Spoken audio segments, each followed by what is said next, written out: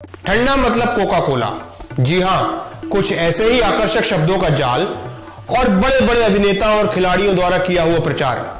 हम सब बड़े आराम से सोडा मिली हुई कोल्ड ड्रिंक्स पी जाते हैं, पर हमें यह ख्याल नहीं आता कि जाने अनजाने में हम न सिर्फ अपने शरीर को बल्कि अपने पर्यावरण के लिए भी कितना बड़ा खतरा उत्पन्न कर रहे हैं। पिछले 2 दशक में हिंदुस्तान में कोक के 2 प्लांट बंद कराए गए हैं।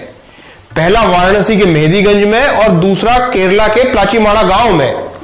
इसके सिवा राजस्थान के कालाडेरा में, महाराष्ट्र के ठाणे में और तमिलनाडु के शिवगंगा में भी कोक प्लांट के खिलाफ बहुत प्रदर्शन हो चुके हैं।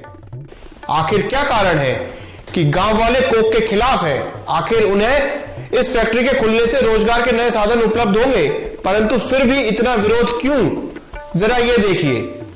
केरल के पलक्कड़ जिले के प्लाचीमाड़ा गांव की 70 वर्षीय कनियम्मा बारिश से खुश तो बहुत होती हैं, पर बारिश का पानी जब तक छत पर रहता है तभी तक। एक बार बारिश का पानी जमीन में चला गया तो वो उनके किसी काम का नहीं रहता। उनका कहना है कि कोका कोला की फैक्ट्री खुलने से पहले पूरा गांव कुएं और ट्यूबवेल का पानी पीने और अन्य कामों के लिए इस्तेमाल करता था, पर फैक्ट्री खुलने के बाद एक तो जमीन का पानी नीचे चला गया और दूसरा उस पानी के इस्तेमाल से आंखों और खाल में जलन होने लगी।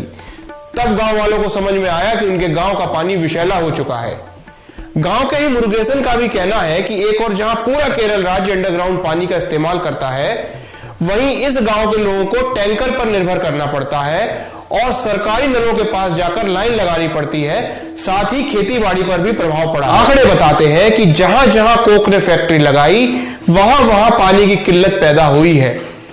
प्लाचीमाड़ा में कोक प्रतिदिन 5 लाख लीटर से ज्यादा का पानी जमीन से खींचकर इस्तेमाल में लाती है और 1 लीटर कोक बनाने के लिए 3.25 लीटर पानी का इस्तेमाल होता है।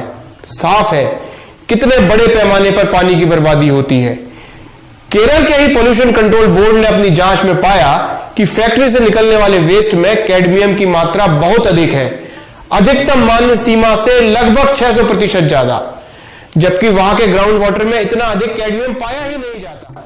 मतलब साफ है कोक बनाने वाले कच्चे सामान में कुछ तो ऐसा है जो कैडमियम की मात्रा को बढ़ा रहा है। तमाम सारे मुकदमों और कानूनी प्रक्रिया के बाद सुप्रीम कोर्ट ने आदेश दिया कि ग्राउंड वाटर एक सामाजिक संपत्ति है। संविधान के अनुच्छेद 21 के तहत नागरिकों का हवा, पानी और जमीन पर हक है। पर्यावरण का संतुलन बनाए रखते हुए ग्राउंड वाटर पर पहला हक खेतों और घरेलू उपयोग का है। इन सब का नतीजा यह हुआ कि सन 2004 में कोक को अपना प्लांट बंद करना पड़ा, पर गांव वाले अभी तक मुआवजे की लड़ाई लड़ रहे हैं। पर्यावरण को जो नुकसान हुआ वह अपूरणीय है। आखिर इतना सब होने के बाद, सुप्रीम कोर्ट के स्पष्ट निर्देश के बाद क्यों नर्मदा किनारे कोक की फैक्ट्री को लगाने की इजाजत दी जा रही है?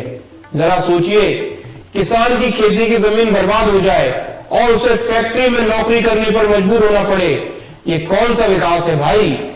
और फिर केवल भारत में ही नहीं, कोक के खिलाफ तो पूरे विश्व में प्रदर्शन हो रहे हैं।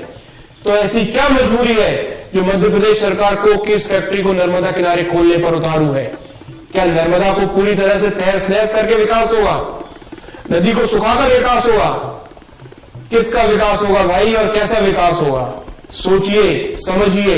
ये सिर्फ नर्मदा या उससे जुड़े लोगों का या उसके आसपास के क्षेत्र का मामला नहीं है, ये आप पर भी प्रभाव डालेगा। आपके लिए पीने की पानी की कमी होगी, तब क्या प्यास कोक पीकर बुझाई जाएगी?